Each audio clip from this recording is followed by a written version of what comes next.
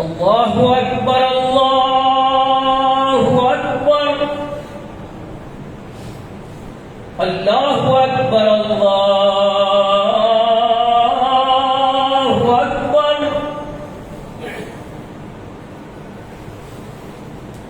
أشهد أن لا إله إلا الله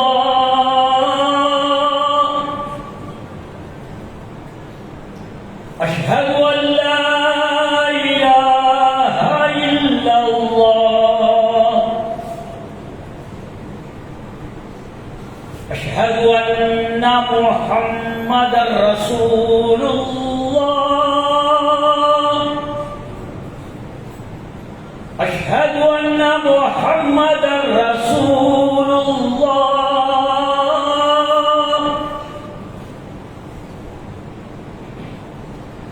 حي على الصلاة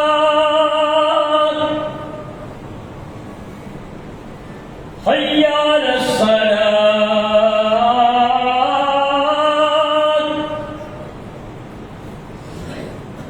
حي على الفلاح حي على الفلاح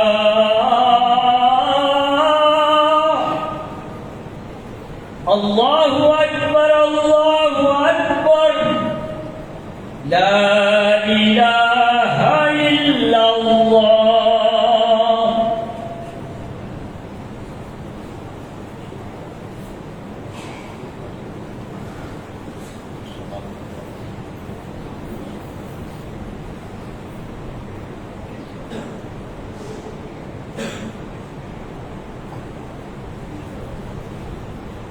السلام عليكم ورحمة الله وبركاته. إن الحمد لله نحمده ونستعينه ونستغفره ونعوذ بالله من شرور أنفسنا ومن سيئات أعمالنا من يهده الله فلا مضل له ومن يضلل فلا هادي له وأشهد أن لا إله إلا الله وأشهد أن محمدا عبده ورسوله. يا أيها الذين آمنوا اتقوا الله حق تقاته ولا تموتن مسلمون. يا أيها الناس الذي خلقكم من نفس واحدة وخلق منها زوجها وبث منهما رجالا كثيرا ونساء واتقوا الله الذي تساءلون به والأرحام إن الله كان عليكم رقيبا. يا أيها الذين آمنوا اتقوا الله وقولوا قولا سديدا يصلح لكم أعمالكم ويغفر لكم ذنوبكم ومن يطع الله ورسوله فقد فاز فوزا عظيما. فإن أحسن الحديث كتاب الله وأحسن الهدي هدي محمد وشر الأمور محدثاتها وكل محدثة بدعة وكل بدعة ضلالة وكل ضلالة في النار. فأعوذ بالله من الشيطان الرجيم. ومن أراد الآخرة وسعى لها سعيها وهو مؤمن فأولئك كان سعيهم مشكورا. صدق الله العظيم. அளவற்ற அருளாளனும் நிகரில்லாத பேரன்புடையவருமாகிய எல்லாம் வல்ல அல்லாஹ்வின் திருப்பெயரால் என்னுடைய ஜும்மா உரையை ஆரம்பம் செய்கிறேன். அல்லாஹ்வுடைய கருணையும் சாந்தியும் சமாதானமும் ஈருலக தலைவர் நபிகள் நாயகம் ஸல்லல்லாஹு அலைஹி வஸல்லம் அவர்கள் மீதும் அவர்களுடைய வழிமுறையை அப்படியே பின்பற்றி வாழ்ந்த நல்ல தோழர்கள் தோழியர்கள் குறிப்பாக நம் அனைவர்கள் மீதும் நின்று நிலவ பிரார்த்தித்தவனாக. கண்ணியத்திற்குரிய சகோதர சகோதரிகளே, இந்த உலகத்தில் இன்பங்களும் துன்பங்களும் மாறிக்கொண்டே இருக்கும். உலகத்தில் எப்படி பருவ மாற்றங்கள் ஏற்படுகின்றதோ அதை போன்று மனிதர்களுக்கு அவர்கள் இன்பங்களையும் துன்பங்களையும் மாறி மாறி அனுபவித்துக் கொண்டே இருப்பார்கள். நிலையான இன்பத்தை பெற்றவர்கள் இந்த உலகத்தில் யாரும் இல்லை. நிலையான சூழ்நிலைகளும் இந்த உலகத்தில் இருக்கவே இல்லை. அல்லாஹ் சுப்ஹானஹு வ தஆலா மனிதர்களுக்கு பருவ மாற்றங்கள் ஏற்படுவது போன்றுதான் இந்த நன்மைகளையும் தீமைகளையும் அவர்களுக்கு வழங்கிக் கொண்டிருக்கின்றான். மனிதர்கள் பல்வேறு முயற்சிகளை மேற்கொள்கின்றார்கள். அவர்களுடைய முயற்சிகளில் சில நேரம் தோற்று போகின்றார்கள், சில மனிதர்கள் தன்னுடைய இலக்கை தேர்வு செய்து அந்த இலக்கை நோக்கி முயன்று அதனால் ஏற்படக்கூடிய தடங்கல்களை உடைத்துவிட்டு அந்த முயற்சியிலே வெற்றியும் காண்கின்றார்கள். உதாரணத்திற்கு சொல்வதாக இருந்தால் அறிவியல் துறையை சார்ந்தவர்களை நாம் எடுத்துக் கொள்ளலாம். அவர்கள் பல முயற்சிகளை தன்னுடைய இலக்குகளை நோக்கி அவர்கள் முயன்று கொண்டே இருக்கின்றார்கள். தன்னுடைய இலக்கை அவர்கள் அடையக்கூடிய உங்களுடைய அனைத்து செயல்பாடுகளும் அனைத்து அர்ப்பணிப்புகளும் ஆகியத்தை நோக்கி இல்லாமல் இந்த உலகை நோக்கியே இருக்கின்றது என்று அல்லாஹ் சொல்லிவிட்டு வல்லாஹில் கைரு அபுகா, நீங்கள் முயற்சி செய்வதில் நீங்கள் அர்ப்பணிப்போடு உங்களுடைய செயல்பாடுகளை அமைத்துக் கொள்வதில் எது சிறந்தது என்றால் மறுமை வாழ்க்கை தான் என்று அல்லாஹ் திருமறை குர்ஆனிலே சொல்லினார். கண்ணியத்திற்குரிய சகோதர சகோதரிகளே, இந்த நேரத்தில் நாம் ஒரு விஷயத்தை நாம் நினைவூட்டிக் கொள்ள வேண்டும். வாழ்க்கையில் எண்ணற்ற செயல்களை அடைய வேண்டும் என்பதற்காக நாம் பலதரப்பட்ட முயற்சிகளை நாம் மேற்கொள்கின்றோம். அந்த முயற்சிகளை மேற்கொள்வதற்கு முன்பாக நம்முடைய இலக்கை நாம் தீர்மானித்து முயல்கின்றோம். முயலக்கூடிய நேரத்தில் சில மட்டை நாம் அடைந்து கொள்கின்றோம். ஒருவருக்கு ஒரு வேலை தேவைப்படுகிறது என்றால் அதை நோக்கி முயற்சி செய்கிறார். சில நேரங்கள் அந்த வேலை அவருக்கு கிடைக்கவில்லை என்றாலும் அந்த வேலை மூலமாக அவர் எதை நாடுகின்றாரோ அதை அவர் பெறுகின்றார். இந்த உலகத்தில் அவருக்கு ஒரு இலக்கு இருக்கின்றது. நாம் சாப்பிட வேண்டும், நல்ல துணிகளை உடுத்த வேண்டும், வீடு கட்ட வேண்டும், வசிப்பிடத்தை ஏற்படுத்த வேண்டும், நம்முடைய பிள்ளைகளுக்கு கல்வியை அமைத்துக் கொள்ள வேண்டும். இப்படி இந்த தேவைகளை முன்னிறுத்தி நம்முடைய முயற்சிகளை அமைத்துக் கொள்வதனுடைய விளைவு அதை அடைகின்றோம். ஆனால் இந்த முயற்சிகள் நாம் செய்யக்கூடிய அனைத்து செயல்களையும் கொஞ்சம் மறுபடியை நோக்கி நாம திருப்பி பார்க்கணும். நாம் இந்த உலகத்தினுடைய வாழ்க்கை என்பது சில குறிப்பிட்ட கால அளவு உள்ளதுதான். நபிகள் நாயகம் ஸல்லல்லாஹு அலைஹி வஸல்லம் அவர்கள் சொல்கிறார்கள், இந்த உலகம் என்பது குறிப்பிட்ட கால அளவுதான். சில கால அளவுக்கு பின்னால் மனிதன் மரணிப்பான் அல்லது இந்த உலகம் அழிக்கப்படும். இந்த உலகம் அழிக்கப்பட்டதற்கு பின்னால் மறுமை என்ற ஒரு வாழ்க்கை இருக்கின்றது. அந்த வாழ்க்கை தான் நிலையான வாழ்க்கை என்று நபிகள் நாயகம் ஸல்லல்லாஹு அலைஹி வஸல்லம் அவங்க சொன்னாங்க. அதைத்தான் அல்லாஹ்வுடைய தூதர் ஒரு ஹதீஸின் மூலமாக மிக அழகாக தெளிவுபடுத்துகின்றார்கள். அல்லாஹ்வுடைய தூதர் சொல்கிறார்கள், நபிகள் நாயகம் ஸல்லல்லாஹு அலைஹி வஸல்லம் அவர்கள் சொல்லும்போது, சொர்க்கம் என்பது, அதாவது நரகம் என்பது மனிதனுடைய மனோ இச்சைகளால் சூழப்பட்டிருக்கின்றது, திரையிடப்பட்டிருக்கின்றது. சொர்க்கம் என்பது மனிதர்களுக்கிடையே சிரமத்தால் சூழப்பட்டிருக்கின்றது. இந்த உலகத்துல நாம் பெறக்கூடிய இன்பங்கள் அனைத்தும் நன்மையாக இருந்தாலும் அந்த இன்பத்தை அடைவதற்கு நாம் முயற்சி செய்வோம் தெரியுமா? அந்த முயற்சிகள் அனைத்தும் மனோ இச்சைகள். அதில் சில நன்மைகள் இருக்கும். அந்த நன்மைகளை மார்க்கம் காட்டி தந்த அடிப்படையிலே நாம் செயல்படுத்தினோம் என்றால் அது நமக்கு சொர்க்கத்திற்கு தேவையான ஒரு நன்மையாக மாற்றப்படும். அப்ப இந்த உலகம் நரகத்திற்கு மனோ இச்சைகளால் திரையிடப்படுகிறது என்றால் நம்முடைய முயற்சிகள் எப்படி அமைய வேண்டும் என்று அல்லாஹ்வுடைய தூதர் சொல்கிறார்கள். சொர்க்கத்தை இலக்காக வைத்து முதல்ல இலக்கை தீர்மானிக்கணும். எப்படி வாழ்வதற்கு தேவையான பொருளாதாரத்தை தீர்மானிக்கின்றோமோ, அந்தஸ்தை பெறுவதற்கான பதவியை எப்படி விஷயத்தையும் எந்த இலக்கை நாம் தீர்மானிக்கின்றோமோ அதே போன்று உலகத்தில் இஸ்லாமியர்களாக வாழக்கூடிய நாம் நமக்கென்று ஒரு இலக்கை நாம் தீர்மானிக்க வேண்டும். அதுதான் எந்த இலக்கு? மரணத்திற்கு பின்னால் வரக்கூடிய வாழ்க்கை தான் அதனுடைய இலக்கு. மரணத்திற்கு பின்னால் வரக்கூடிய வாழ்க்கையில் சொர்க்கத்தை பெறுவதுதான் இலக்கு, நரகத்திலிருந்து பாதுகாப்பு பெறுவதுதான் இலக்கு. ஆனால் இந்த இலக்கை நோக்கி நம்முடைய வாழ்நாளை நாம் அமைத்துக் கொள்கிறோமா? சிந்தித்து பார்க்கணும். வாழ்நாளில் ஒரு மனிதன் சிந்திக்க தவறிவிட்டான் என்றால் நிரந்தரமாக நம்மை இட்டுச் செல்லக்கூடிய அந்த மறுமையை நாம் இழக்கின்றோம் என்பதை நாம் புரிந்து கொள்ள வேண்டும். கண்ணியத்திற்குரிய சகோதரர்களே, தாய்மார்களே, நபிகள் நாயகம் ஸல்லல்லாஹு அலைஹி வஸல்லம் அவர்கள் 1400 ஆண்டுகளுக்கு முன்பாக இந்த ஏகத்துவத்தை மக்கள் மத்தியிலே விதைக்கக்கூடிய நேரத்தில் தனிநபராக அல்லாஹ்வுடைய தூதர் விதைத்தார்கள்.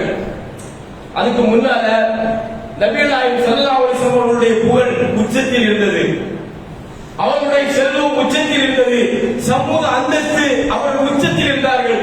கேள்விப்பட்டதுதான். மக்தப் மதரசால கூட பாடத்தில் கூட நாம சொல்லிக் கொடுக்கிறது. அல்லாஹ்வுடைய தூதர் நபியாக ஆவதற்கு முன்னால் அவருடைய பெயர் என்ன?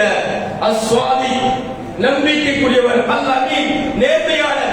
அல்லாஹ்வுடைய தூதருடைய பெயர் அந்த சமூகத்தின் மிகப்பெரிய அந்தஸ்திற்குரியவர். இந்த ஏகத்துவத்தை அவர்கள் பிரச்சாரம் செய்யக்கூடிய நேரத்தில் நபிகள் நாயகம் ஸல்லல்லாஹு அலைஹி வஸல்லம் அவர்கள் தனி மனிதராக இருந்தார்கள். அந்தஸ்து உலகத்தில் சூழப்பட்டதற்கு பின்னாலும் மக்களிடையே நல்ல ஒரு மதிப்பை அவர்கள் பெற்றாலும் அல்லாஹ்வுடைய தூதர் இந்த ஏகத்துவத்தை தனி மனிதராக தொடங்கக்கூடிய நேரத்தில் ஏன் அவர்கள் இவ்வளவு பெரிய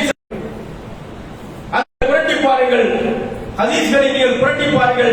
நபிகள் நாயகம் ஸல்லல்லாஹு அலைஹி வஸல்லம் அவர்கள் இந்த மார்க்கத்தை அவர்கள் பிரச்சாரம் செய்யக்கூடிய நேரத்தில் அவர்களுடைய அனைத்து அந்தஸ்தையும் இழக்கின்றார்கள்.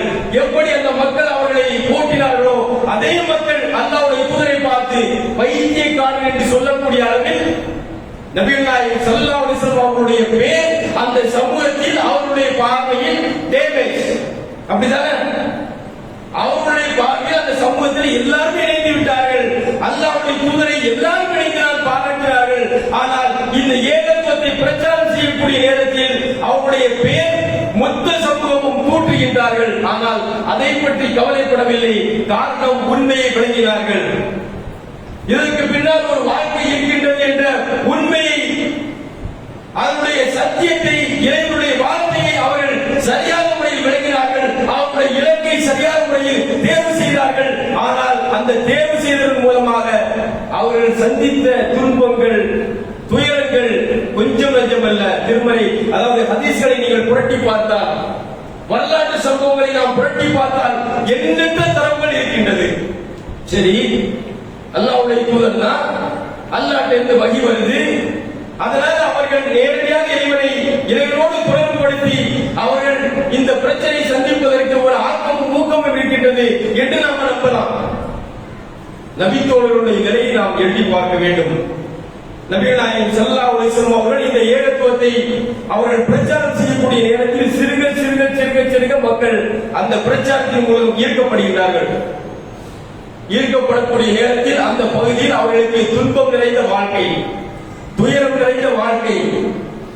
இந்த நேரத்தில் அல்லாஹ்விலிருந்து ஒரு கட்டளை வருது. எப்படிப்பட்ட கட்டளை என்றால், மதீனாவை நோக்கி நீங்கள் ஹிஜ்ரத் செய்யுங்கள் என்ற கட்டளை. அல்லாஹ்வுடைய தூதர் ஹிஜ்ரத் செய்கிறார்கள்.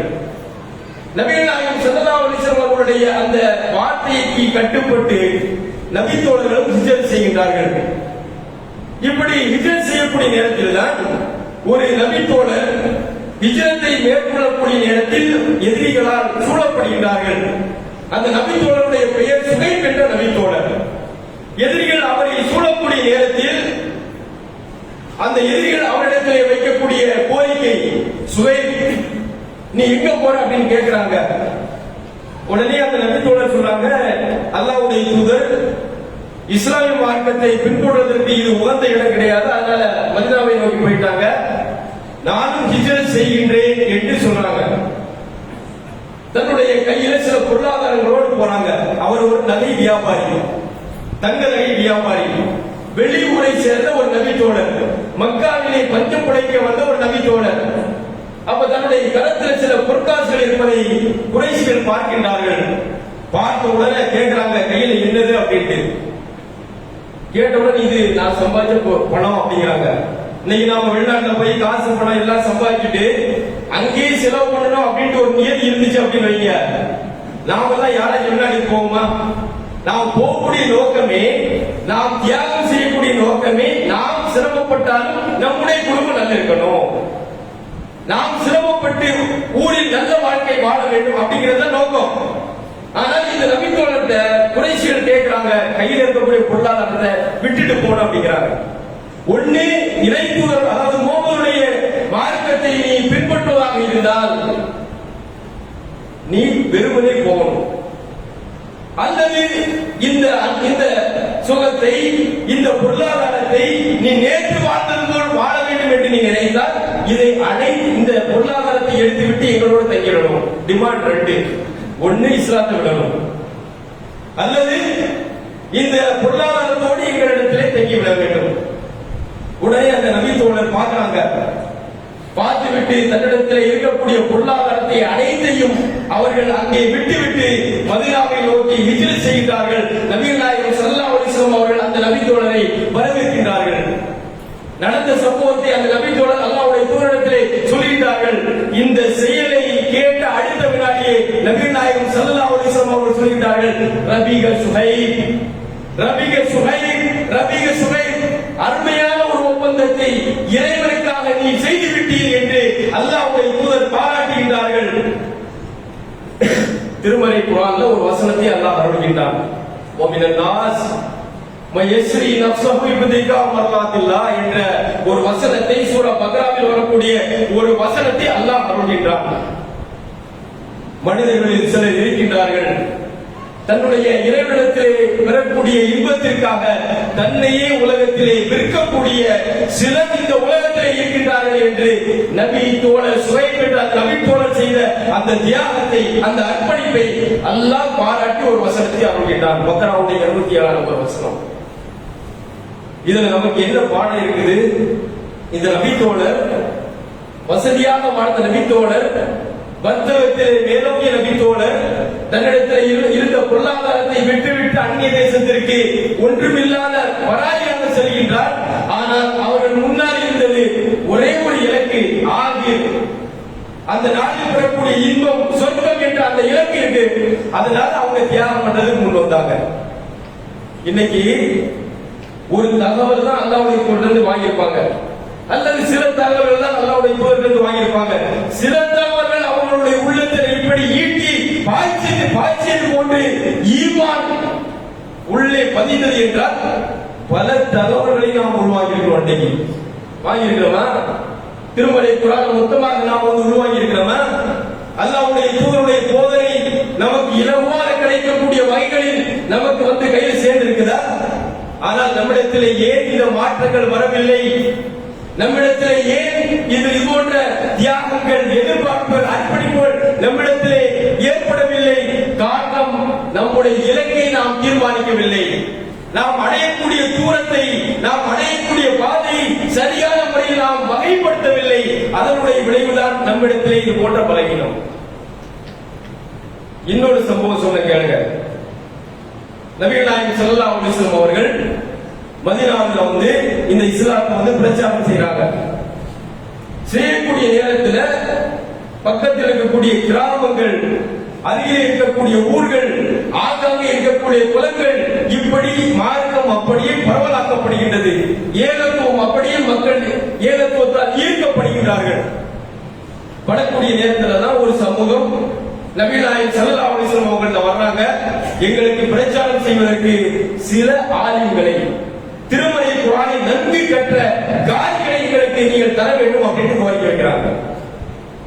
அல்லாஹ்வுடைய தூதர் அவர்களுடைய அந்த வார்த்தைக்கு கட்டுப்பட்டு நபிகள் நாயகம் ஸல்லல்லாஹு அலைஹி வஸல்லம் அவங்களை பொறுத்தவரையில இஸ்லாமிய மார்க்கத்தை கொண்டு சேர்ப்பதில் எந்த வழிமுறை கிடைத்தாலும் அந்த வழிமுறையை பயன்படுத்துவாங்க. அல்லாஹ்வுடைய தூதர் எந்த வழிமுறை கிடைத்தாலும் அந்த வழிமுறையை லாபமாக அந்த மக்கள் மத்தியில் கொண்டு சேர்த்து இஸ்லாமிய மார்க்கத்துடைய வளர்ச்சிக்கு எந்த வகையிலும் பங்காற்றக்கூடியவர்கள் அல்லாஹ்வுடைய தூதர்.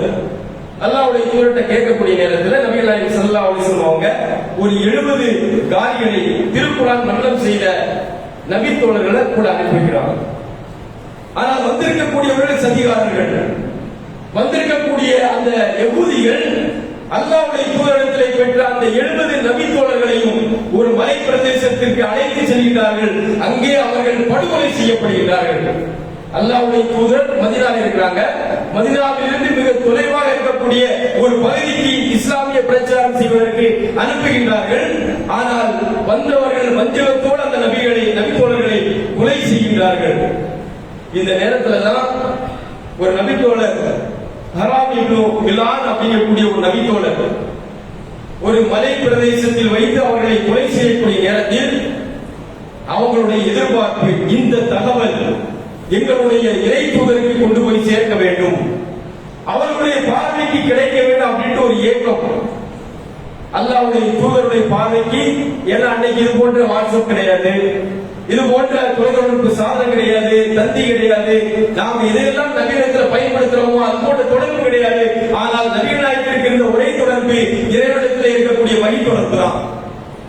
நபிகள் நாயகம் ஸல்லல்லாஹு அலைஹி வஸல்லம் அவங்கள்ட்ட இந்த தகவல் போகணும் அப்படின்னு நினைத்து அந்த நபித்தோழர் அல்லாஹ்விடத்திலே அந்த எதிரிகளுக்கு முன்னால் அவர்கள் வீர முழக்கம் இடுகின்றார்கள். புஸ்து வரப்புல் காபா, அல்லாஹ் அக்பர், அல்லாஹ் அக்பர், அல்லாஹ் அக்பர், புஸ்து வரப்புல் காபா, காபாவுடைய இறைவன் மீது ஆணையாக நான் வெற்றி பெற்று விட்டேன். இன்னைக்கு பெரும் கூட்டம், எங்களை போன்ற சிறு கூட்டத்தை நீங்கள் கொலை செய்து விட்டீர்கள். நாங்கள் கொலை செய்யப்பட்டிருக்கலாம், ஆனால் எங்களுடைய இலக்கு இந்த உலக வாழ்க்கை கிடையாது. இந்த உலக வாழ்க்கையாக இருந்தது என்றால் உங்களை நம்பி நாங்கள் வருவோமா? ஒரு பெருங்கூட்டத்துக்கு பின்னால சிறு கூட்டமாக வருவோமா? எங்களுடைய எதிர்பார்ப்பு, எங்களுடைய நோக்கம், நீங்கள் கொலை செய்தாலும் நாங்கள் கொலை செய்யப்பட்டிருந்தாலும் எங்களுடைய இலக்கு மறுமைதான், சொர்க்கம் என்ற இலக்குதான். அதைத்தான் அந்த நபித்தோழர் அல்லாஹ்வை முன்னிறுத்தி அல்லாஹ் அக்பர் என்று சொல்லிட்டு உஸ்து வரப்புல் காபா, அல்லாஹ் அதாவது காபாவுடைய இறைவன் மீது ஆணையாக இன்று நாங்கள் வெற்றி பெற்று விட்டோம், எங்களுடைய இலக்கை அடைந்து விட்டோம் அப்படின்னு அவங்க ஒரு வீர முழக்கம் இடுறாங்க. அல்லாஹ்வுடைய தூதருக்கு அல்லாஹ் வகி அனுப்புகின்றார். இதனுடைய விளைவுதான் 30 நாள் அல்லாஹ்வுடைய தூதர் குனூத் ஓதுறாங்க தெரியுமா? இதுதான் அது. அப்ப இதுல இருந்து நமக்கு கிடைக்கக்கூடிய பாடம், நபி தோழர்கள் தெளிவான முறையில் தன்னுடைய இலக்கை தீர்மானித்தார்கள். நாம் மரணித்தால் மரணத்திற்கு பின்னால் ஒரு வாழ்க்கை, அந்த வாழ்க்கை இன்பமாக அமைய வேண்டும். அதற்கு அந்த இன்பமான வாழ்க்கையை நாம் பெற வேண்டும் என்றால் அதற்கு இந்த உலகத்தில் தேவையான அனைத்து முன்னேற்பாடுகளையும் செய்ய வேண்டும் என்பதில் அவர்கள் எச்சரிக்கையாக இருந்தார்கள். அதனுடைய விளைவுதான் அவர்களுடைய உயிர் கூட பொருட்டாக அவர்கள் கருதாமல் தன்னுடைய இலக்கை நோக்கி பயணம் மேற்கொண்டார்கள். கண்ணியத்திற்குரிய சகோதரர்களை, தாய்மார்களே, நாம நம்முடைய முயற்சிகளை நாம் எப்படி அமைத்துக் கொள்கின்றோம், நம்முடைய இலக்குகளை நாம் சரியான முறையில் தீர்மானிக்கின்றோமா என்பதை நாம் ஒவ்வொருவரும் நம்மை நோக்கி நாம் கேள்வி கேட்டுக் கொள்ள வேண்டும். நமக்கு என்ன இலக்கு இருக்கு? உலக தேவைகளை முன்னிறுத்திட்டோம். ஒரு காலத்துக்கு அப்புறம் நாம மரணிச்சிருவோம். மரணத்திற்கு பின்னால் வரக்கூடிய வாழ்க்கை, அந்த வாழ்க்கையில் நாம் வெற்றி பெற வேண்டும் என்றால் நாம் என்ன முன்னேற்பாடுகளை செய்திருக்கின்றோம்? திருமறை குர்ஆன் அல்லாஹ் கேட்கின்றான், யா அய்யுஹல்லதீன ஆமனூ இத்தகுல்லாஹ் வல் தன்னுர் நஃப்ஸும் மா கஸபத் லிகதின், நம்பிக்கை கொண்டவர்களே அல்லாஹ்வுக்கு நீங்கள் பயந்து கொள்ளுங்கள். வல் தன்னுர் நஃப்ஸும் மா கஸபத் லிகதின், மரணத்திற்கு பின்னால் வரக்கூடிய அந்த வாழ்க்கைக்காக நீங்கள் எதை முற்படுத்தி இருக்கின்றீர்கள்? அல்லாஹ் கேட்கக்கூடிய கேள்வி. திருமறை குர்ஆன் நமக்கு சொல்லக்கூடிய தகவல், அந்த திருமறை குர்ஆனை நாம் சரியான முறையில் நாம் படித்திருப்போமா? திருமறை குர்ஆனை வாசிச்சு பாருங்க. எண்ணற்ற சம்பவங்களை அல்லாஹ் சுப்ஹானஹு வ தஆலா நம்மை பண்படுத்தக்கூடிய வகைகளில், நம்மை பக்குவப்படுத்தக்கூடிய வகைகளில் திருமறை குர்ஆனிலே அல்லாஹ் தெளிவுபடுத்துகின்றார். அதாவது எந்த சமூகத்திற்கும் கிடைக்காத ஒரு அருட்கொடை இந்த சமூகத்துக்கு கிடைச்சிருக்கு. இப்போ வாழக்கூடிய ஜெனரேஷன் அல்லாஹ் கொடுத்திருக்கான். நபித்தோழர்களுடைய காலத்தை நாம எடுத்துக்கிட்டோம் அப்படின்னா ஒரு விஷயத்தை நாம உங்கள்கிட்ட சொல்லலாம். அதாவது அபூ ஹுரைரா ரலியல்லாஹு அன்ஹு அவர்கள் அதிகமான ஹதீஸ்களை சமூகத்திற்கு தந்தவர்கள். இந்த நேரத்தில் தான் அடுத்த தலைமுறையினர், தாபீகள் என்று சொல்லக்கூடிய தலைமுறை, அந்த சமூகத்துல அபூ ஹுரைரா ரலியல்லாஹு அன்ஹு அதிகமான செய்திகளை கொடுக்கிறாங்கள அப்படின்ட்டு ஒரு விமர்சனம் அங்கே சொல்லப்படுகிறது. என்ன பார்த்தாலும் அபூ ஹுரைரா சொல்றாரு, கால ரசூலுல்லாஹி ஸல்லல்லாஹு அலைஹி வஸல்லம் அப்படின்னு சொல்லிட்டு அறிவிப்போர் யார் அப்படின்னு கேட்டா அபூ ஹுரைரா. அல்லாஹ்வுடைய தூதர் பல தகவல்களை இவர்தான் சொல்லிட்டே இருக்கார் அப்படின்ட்டு அங்க ஒரு விமர்சனம் வைக்கப்படுகிறது. இந்த தகவல் அவருடைய பார்வைக்கும் போது போகக்கூடிய நேரத்துல அபூ ஹுரைரா ரலியல்லாஹு அன்ஹு அவங்க சொல்றாங்க, திருமறை குர்ஆன்ல 2 வசனங்கள் அல்லாஹ் அருளியிருக்கிறான். சூரா பக்ராவுடைய 159வது வசனமும் 160வது வசனமும் இறைவனால் அருளப்பட்டிருக்கின்றது. அந்த வசனம் மட்டும் திருமறை குர்ஆனில் அருளப்படவில்லை என்றால் இவர்கள் செய்யக்கூடிய விமர்சனத்தை நான் ஏற்று நான் எந்த ஒரு தகவலையும் சொல்லாமல் இருப்பேன் அப்படிங்கிறாங்க. விமர்சனத்தை எல்லாத்துக்கும் விமர்சனம் தாங்கக்கூடிய மன வலிமை கிடையாது. அதைத்தான் அபூ ஹுரைரா ரலியல்லாஹு அன்ஹு சொல்றாங்க, எந்த விமர்சனமாக இருந்தாலும் அது இறைவனுடைய கட்டளையாக இருந்தது என்றால் அது நம்முடைய கால்தூசிக்கு சமம். திருமறை குர்ஆனிலே அல்லாஹ் வெளிப்படுத்துகின்றான்.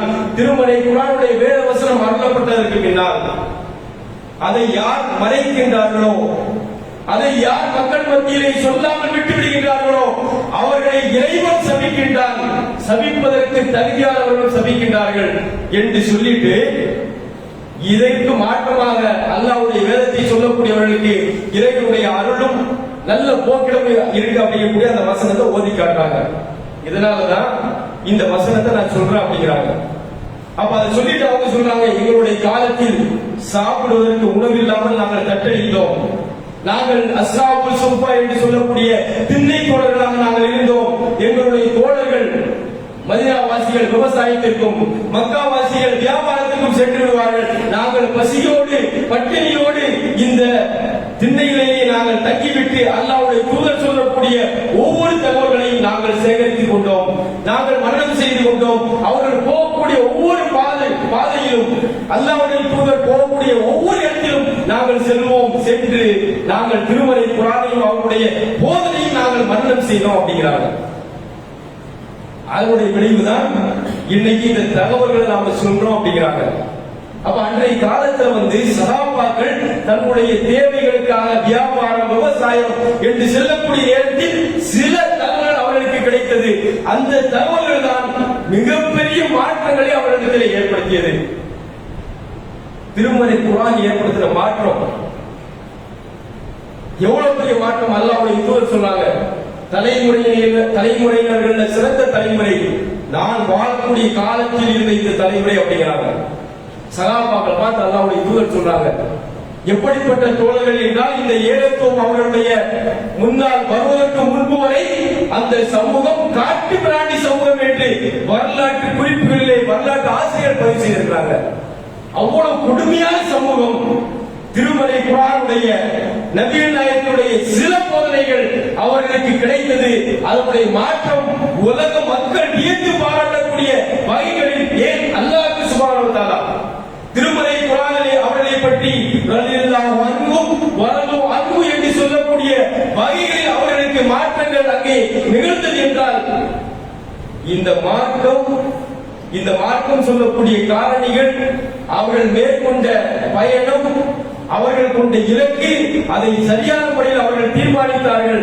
பல இன்னல்கள், பல துன்பங்கள், பல போர்கள், பல உயிர் சேதங்கள், பல அவமானங்கள் அனைத்தையும் அவர்களால் தாங்கிக் கொள்ள முடிந்தது. அவர்களுடைய இலக்கு நேராக இருந்ததனுடைய விளைவு.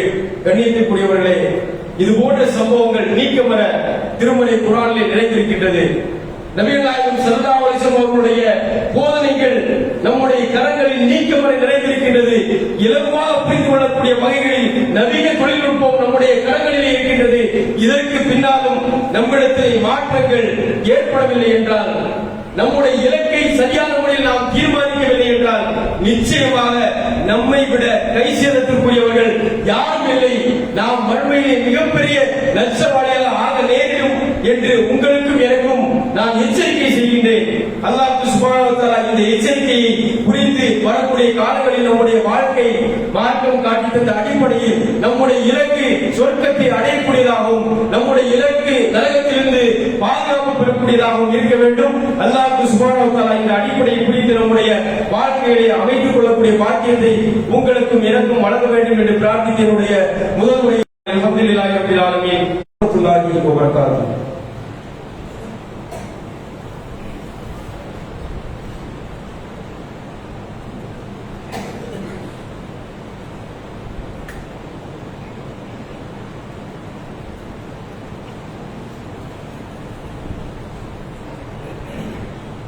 Assalamualaikum warahmatullahi wabarakatuh. Alhamdulillahi rabbil alamin. Wassalatu wassalamu ala rasulillahi sallallahu alaihi wasallam. கண்ணியத்திற்குரிய சகோதர சகோதரிகளே,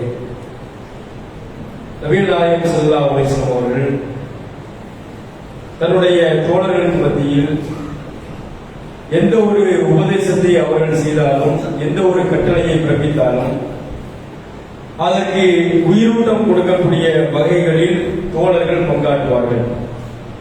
தன்னுடைய உடல் பொருள் அனைத்தையும் தன்னுடைய உயிரை கூடிய தியாகம் செய்வதற்கு தன்னுடைய தோழர்கள் முன்வந்தார்கள்.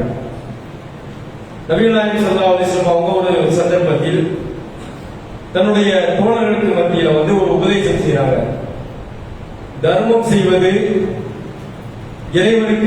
இறைவனிடத்திலே மிக அதிகமாக நன்மை பெற்று தரக்கூடியது அப்படிங்கக்கூடிய ஒரு திருமறை வசனம் வர்றத அங்க ஓதி காட்டுறாங்க. காட்டக்கூடிய நேரத்தில் திண்ணை தோழர்கள், வருமானத்திற்கு வழி இல்லாத சகாபாக்கள் உட்பட வசதி இல்லாத சகாபாக்கள், தன்னுடைய உணவு தேவையை கூட பூர்த்தி செய்ய முடியாத நபித்தோழர்கள், நாங்கள் கடை வீதிக்கு நாங்கள் செல்வோம், நாங்கள் உழைத்து நாங்கள் அல்லாஹ்வுடைய தூதர் கட்டளை அவர்கள் சொன்ன அந்த திருமறை வசனத்துக்கு கட்டுப்பட்டு நாங்கள் தர்மம் செய்வோம் அப்படிங்கிறாங்க. அப்ப பாருங்க அவங்களுடைய மனமாற்றங்கள் எப்படிலாம் வெளிப்பட்டிருக்கு அப்படிங்கிறத பாருங்க.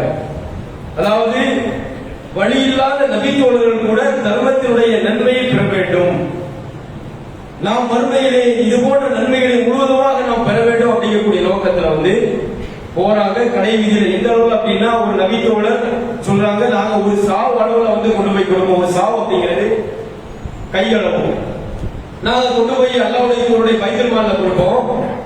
சில முனாஃபிக்கள் நயவஞ்சகர்கள் இருக்காங்க தெரியுமா, அவங்க வந்து கேலி பண்ணுவாங்க, இது என்னது இந்த கம்மியான பொருள் அல்லாஹ்வுக்கு என்னத்தை வந்து அப்படின்னு நம்ம சொல்லுவோம் தெரியுமா, அற்புதமான ஒரு பொருள் அப்படின்ட்டு. அந்த மாதிரி நயவஞ்சகர்கள் இவ்வளவு கம்மியா கொண்டு வந்து என்னத்தை அல்லாஹ்க்கு அப்படின்ட்டு சொல்றாங்க. சில மனிதர்கள், சில நபித்தோழர்கள் வந்து ஒரு மூட்டை அளவுல கொண்டு வைத்தான். அல்லாஹ் சுப்ஹானஹு வ தஆலா சூரா தௌபால ஒரு வசனத்தை அருள்கின்றான். இறைவனுடைய திருப்பொருத்தத்தை நாடி தன்னுடைய கரத்தில் இருக்கக்கூடிய சிறிய பொருளை அவர்கள் அல்லாஹ்வுடைய பாதையிலே தான தர்மம் செய்கின்றார்கள். இவர்களை அல்லாஹ் பொருந்திக் கொண்டான். இவர்களுக்கு எதிராக ஏளனம் செய்யக்கூடியவர்களை அல்லாஹ் கண்காணித்துக் கொண்டிருக்கின்றான் அப்படிங்கக்கூடிய அந்த வசனம் அங்கே அருளப்படுகின்றது. இந்த செயல் ஒரு ஆர்டர் சொல்றாங்க, அதுக்கு அப்படியே நபித்தோழர்கள் கட்டுப்படுறாங்க. கட்டுப்படக்கூடிய காரணம் என்னவென்றால் அவர்களுடைய முடிவு இந்த உலகம் கிடையாது அப்படிங்கிறத என்னுடைய பாடம். இன்னும் ஒரு வசனம் நான் ஏற்கனவே சொல்லி காட்டின அடிப்படையில் வந்து திருமறை குர்ஆன்ல ஒரு வசனம் அல்லாஹ்வுடைய தூதர் சொல்றாங்க, முழு என்ற அந்த குலத்தை சார்ந்த சில மக்கள் எலும்பும் தோலுமாக அரைகுறை ஆடையோடு கிழிந்த மேலாடையோடு அல்லாஹ்வுடைய தூதருடைய அந்த மஸ்ஜித் நபவிக்கு வர்றாங்க. அன்னைக்கு ஜனாதிபதி யார் அப்படின்னா அல்லாஹ்வுடைய தூதர் நபிகள் நாயகம் ஸல்லல்லாஹு அலைஹி வஸல்லம். மஸ்ஜித் நபவிக்கு வரக்கூடிய நேரத்தில் நபிகள் நாயகம் ஸல்லல்லாஹு அலைஹி வஸல்லம் அவர்கள் இவர்களுடைய கோலத்தை பார்க்கின்றார்கள். இந்த அலங்கோலத்தை கண்டு ஆட்சியாளர் அல்லவா, தன்னுடைய குடிமக்கள் எப்படி இருக்கணும் அப்படின்ட்டு இறைவனுடைய சட்டத்தை அவங்களுடைய உள்ளம் அப்படியே, கண்கள் அப்படியே சிவப்பாக அப்படியே கொப்பளிக்கின்றது, கலங்குகின்றது, கோபத்தை அப்படியே வெளிப்படுத்துறாங்க. உடனே பிலால் அவங்களை கூப்பிடுறாங்க, வாங்க சொல்ல அப்படிங்கிறாங்க. நுகருடைய தொழுகையை நிறைவேற்றுகின்றார்கள், மெம்பரில் ஏறுகின்றார்கள். திருமறை குர்ஆனுடைய முதல்ல நான் ஓதுன 3 வசனத்தை ஓதிவிட்டு அடுத்ததாக ஒரு உபதேசம் செய்கிறார்கள். யா அய்யுஹல்லதீன ஆமனூ இத்தகுல்லாஹ், நம்பிக்கை கொண்டவர்களே நீங்கள் அல்லாஹ்வுக்கு பயந்து கொள்ளுங்கள். வல் தன்னுர் நஃப்ஸும் மா கத்தமத் லிகதீன்.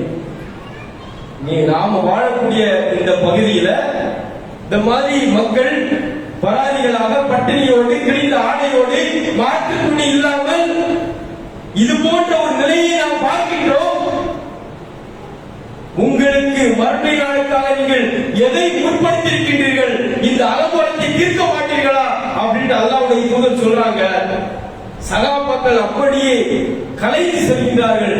தன்னுடைய வீட்டில் இருக்கக்கூடிய சேமித்து வைத்த அனைத்து பொருட்களையும் எடுத்துட்டு வர்றாங்க. ஒரு நபித்தோழர் வர்றாங்க, எப்படின்னா கொஞ்சமா கொண்டு வர்றாங்க. ரசூலுடைய முகம் மாறல, முகம் மலர்ச்சி மாறல. அல்லாஹ்வுடைய தூதர் கோபத்திலே இருக்காங்க. அடுத்து சில நபித்தோழர் வர்றாங்க. அடுத்து ஒரு நபித்தோழர் தன்னுடைய கரத்திலே மூட்டையோடு அவர் சுமக்க முடியாமல் இழுத்துக் கொண்டு வருகின்றார். இந்த நிலையை நபிகள் நாயகம் ஸல்லல்லாஹு அலைஹி வஸல்லம் அவர்கள் பார்த்ததற்கு பின்னால் அவர்கள் முகம் மலர்ச்சி ஏற்படுகின்றது. எதிர்பார்ப்பு என்ன? மக்கள், சமூகம், நம்முடைய ஆட்சிக்குட்பட்ட பகுதியில் மக்கள் சரியான முறையில் இருக்க வேண்டும். அந்த இடத்திலே ஏற்பட்ட அனைத்து வன்மைகளையும் நபிகள் நாயகம் ஸல்லல்லாஹு அலைஹி வஸல்லம் அவர்கள் இறைவனுடைய திருப்பொருத்தத்தை நாடி மக்களிடத்திலே சொல்கிறார்கள். வறுமை ஓய்க்கப்பட்டது. நான் ஏற்கனவே முதல்ல சொன்ன தெரியுமா ஒரு ஹதீஸ், வீதியில போய் வேலை செய்வோம், அல்லாஹ்வுடைய தூதர்கிட்ட வந்து ஒரு சாவு அளவு கொண்டு போய் கொடுப்போம் அப்படின்ட்டு. அன்னைக்கு வசதி இல்லாத நாங்க இன்னைக்கு எங்களுடைய கரத்திலே லட்சம் தினார்கள், லட்சத்திற்கும் மேற்பட்ட தினார்களோடு நாங்க இருக்கிறோம் அப்படின்னு நபி தோழர் சொல்றாங்க. சுப்ஹானல்லாஹ். தர்மம் வாழ வைக்கும், இந்த உலகத்திலும் வாழ வைக்கும், நாளை மறுமையிலும் வாழ வைக்கும். கண்ணியத்திற்குரிய சகோதர சகோதரிகளே, இந்த நேரத்தில் ஒரு கோரிக்கையை உங்கள் மத்தியிலே நாம் வைக்கின்றோம். அல்லாஹ்வுடைய பேரருளால் நம்முடைய ஜமாத் பல்வேறு காலகட்டங்களில் பல்வேறு வழிகளிலே இந்த மார்க்க பிரச்சாரத்தை இந்த சமூகத்தில் பிதாத் ஷிர்க் குறைவோடு இருக்கக்கூடிய காலகட்டத்தில் இந்த சமூகம் பழிக்கப்பட்ட நேரத்திலும் கூட, இந்த சமூகம் பரிஷ்காரம் செய்யப்பட்ட நேரத்திலும் கூட, இந்த சமூகம் நமக்கு பல தொல்லைகள் தரப்பட்ட நேரத்தில் கூட அல்லாஹ்வுடைய உதவியை கொண்டு இறைவனுடைய திருப்பொருத்தத்தை மட்டுமே இலக்காக கொண்டு நாம் களத்திலே பிரச்சாரம் செய்தோம். பல கட்டங்களில் பிரச்சாரம் செய்தோம். நேரடியாக தனி மனிதர்களாக சந்தித்தோம், பிட்டோட்டிஸ் வாயிலாக சந்தித்தோம், பொதுக்கூட்டத்தின் வாயிலாக சந்தித்தோம். இவை அனைத்தினுடைய நோக்கம் மக்கள் இந்த சத்தியத்தை விளங்க வேண்டும், அவர்கள் சொர்க்கத்தை அடைய வேண்டும், அந்த இலக்காக மட்டும் இந்த உலகத்தில் அவருடைய வாழ்க்கையை அமைக்க வேண்டும் என்ற நோக்கத்திலே பல கட்டங்களில் நாம் பிரச்சாரத்தை மேற்கொண்டோம். அல்லாஹ்வுடைய அருளால் இன்னைக்கு நமக்கு மர்க்கஸ் இருக்கு, பல மர்க்கஸ்கள் நமக்கு வந்திருக்கு. பிரச்சாரம் செய்வதற்கு நமக்கு போதிய அளவில் மக்கள் பிரச்சாரம் என்று அறிவித்தால் மக்கள் சாரசாலையாக வருகிறார்கள். ஆனாலும் அசத்தியத்தை தாங்கி நிற்கக்கூடியவர்கள் இன்னும் களத்தில் நிற்கின்றார்கள். இறை மார்க்கத்திற்கு முரணான தவறுகள் இன்னும் நம்முடைய சமூகத்தில் இருக்கின்றது. இறைவனுக்கு இணை கற்பிக்கக்கூடிய செயல்கள் இன்னும் நம்முடைய சமூகத்தில் இருக்கின்றது. அல்லாஹ்வுக்கு மாற்றமாக அல்லாஹ்வுடைய அடியார்களை அவுலியாக்கள் என்ற பெயரால் வணங்கக்கூடிய பிரார்த்திக்கக்கூடியவர்கள் இன்னும் நம்முடைய சமூகத்தில் இருக்கின்றார்கள். ஆகவே இப்படிப்பட்ட சமூகங்கள், இப்படிப்பட்ட மக்களை நாம் வென்றெடுக்க வேண்டும் என்றால் கடைசி நேரம் நம்முடைய உயிர் இந்த உலகத்தில் பிரிவது வரை நம்முடைய இந்த பிரச்சாரம் எல்லா காலத்திலும் எதிரொலித்துக் கொண்டே இருக்க வேண்டும். அதுதான் நம்முடைய ஜமாத்துடைய பயிலா. ஜமாத்துடைய விதியை நீங்க தௌஹீத் ஜமாத்துடைய விதியை நீங்க புரட்டி பார்த்தீங்க அப்படின்னா, இந்த பூமியில் கடைசியாக ஒருவர் இறை நிராகரிப்பில் இருந்தால் கூட அதுவரை இந்த பிரச்சாரம் இந்த சமூகத்தில் எதிரொலித்துக் கொண்டே இருக்கும் என்பதுதான் நம்முடைய விதி. அதனுடைய அடிப்படையில் தான் பல வகைகள்ல நம்ம பிரச்சாரத்தை மேற்கொள்றோம். பல கட்டங்களில் மர்க்கஸ்ல பயான் வைக்கிறோம், பெண்களுக்கான தனி பயான் வைக்கிறோம், கட்டுரை போட்டி நம்ம நடத்துறோம், பிரமத சகோதரர்களுக்கான கட்டுரை போட்டி நம்ம நடத்துறோம். அது மட்டும் இல்லாமல் இஸ்லாமியர்களுக்கு நாம வந்துட்டு திருமறை குர்ஆன்ல கேள்விகளை கேட்டு ஊக்கப்படுத்துறோம். இப்படி பல வகைகளில் மக்கள் இந்த மார்க்கத்தோடு தொடர்புபடுத்த வேண்டும், அவர்கள் மறுமையிலே வெற்றி பெற வேண்டும், அவர்கள் வெற்றி அடைவதன் மூலமாக நாமும் அதனுடைய பலனை அறுவடை செய்ய வேண்டும் என்ற நோக்கத்தில் இது போன்ற பணிகளை நாம் செய்கின்றோம். அதனுடைய ஒரு அம்சமாகத்தான் நம்முடைய பள்ளியில ஒரு நூலகத்தை நாம் அமைப்பதற்கு நாம் முயற்சி செய்கின்றோம். லைப்ரரி. நாம் ஆரம்ப காலத்துல இந்த ஏகத்துவத்தால் ஈர்க்கப்பட்டவர்களுடைய ஒவ்வொரு ஆட்டையும் நீங்க போய் கேட்டீங்க அப்படின்னு பசுமரத்து ஆணி போல் அவர்களுடைய உள்ளம் சொல்லும் புத்தகம் தான் அவர்களை இந்த ஏகத்துவத்தின் பால் ஈர்த்தது, ஒளிநாடாக்கள் ஈர்த்தது. அப்போ புத்தகம் என்பது வாசிப்பு மக்களிடத்தில் இருக்கக்கூடிய நேரத்தில் நாம் இன்னைக்கு சும்மா நான் ஒரு அரை மணி நேரம் பேசியிருப்பேன், ஒரு 10 தகவல் கொடுத்திருந்தோம் அப்படின்னா அதுல சில தகவல் உங்களுக்கு கிடைச்சிருக்கும். ஆனால் வாசிப்பு திறன் இருக்கக்கூடிய நேரத்தில், புத்தகத்தை அவர்கள் தொட்டு படிக்கக்கூடிய நேரத்தில் பல நன்மைகள், பல மாற்றங்கள் அவர்களிடத்தில் ஏற்படும் என்ற நோக்கத்திற்காகத்தான் நம்முடைய பள்ளியில ஆண்களும் பெண்களும் பயன்பெறக்கூடிய வகைகளில் ஒரு நூலகத்தை நாம் ஏற்பாடு செய்கின்றோம். இன்ஷா அல்லாஹ் இந்த நூலகம் அமைவதற்கு நீங்கள் ஒவ்வொருவரும் ஒத்துழைப்பு செய்ய தரணும். நாம இதனுடைய எஸ்டிமேஷன் கிட்டத்தட்ட 50,000 ரூபாய் தேவைப்படுது. ரேக் அமைக்கணும், புத்தகங்கள் எல்லாத்தையும் நாம கொண்டு அந்த ரேக்ல நாம வைக்கணும். இந்த ரேக் அடிக்கிறதுக்கும் புத்தகங்கள் வாங்குறதுக்கும் சேர்த்து குறைந்த தொகையாக 50,000 ரூபாய் நமக்கு தேவைப்படுது. அவை கண்டிக்கக்கூடிய சகோதரர்களை சில சகோதரர் ஸ்பான்சராக கூட நீங்க செய்யலாம். நான் ரேக்குக்கு பொறுப்பேற்கிறேன்னு செய்யலாம்.